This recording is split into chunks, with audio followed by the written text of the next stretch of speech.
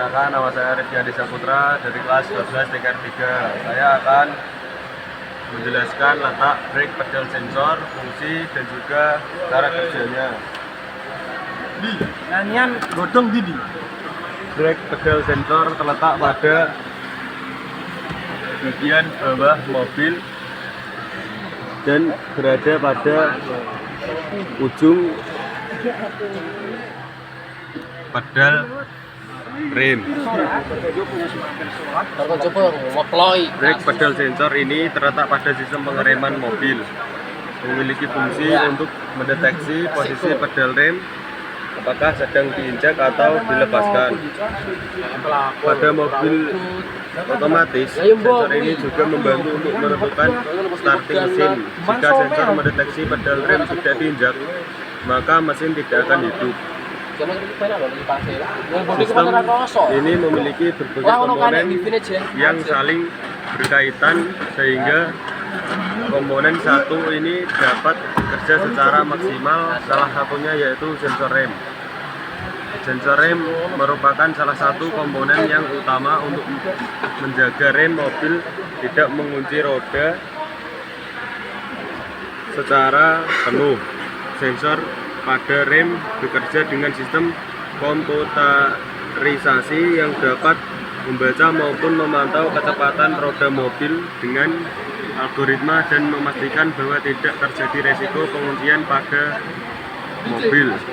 Sensor rem akan bekerja mengirimkan sinyal darurat ke bagian ECU ketika terdeteksi adanya perubahan kecepatan secara mendadak atau terjadinya pengereman secara mendadak pada mobil, sehingga nantinya sensor dapat menjalankan sistem.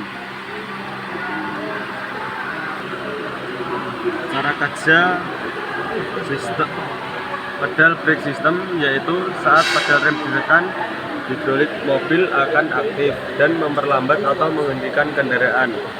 Selain itu, dua fungsi lain juga dapat terjadi. Salah satunya sangat penting untuk pengoperasian kendaraan pelepasan kendali jelajah. Fungsi lainnya adalah menyalakan lampu rem untuk memperingatkan kendaraan lain bahwa mobil sedang melambat dan atau akan berhenti.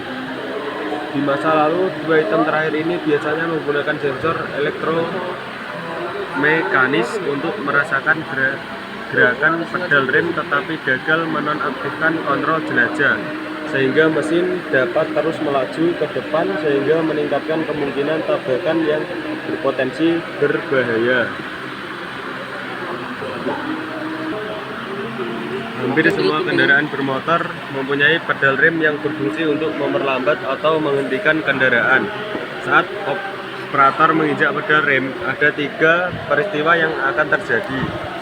Satu, sepatu rem harus segera memberikan tekanan pada bantalan rem yang melapisi diameter dalam roda. Hal ini terjadi secara langsung dengan menggunakan hidrolik yang mengaktifkan tindakan pengereman untuk memperlambat atau menghentikan kendaraan. 2.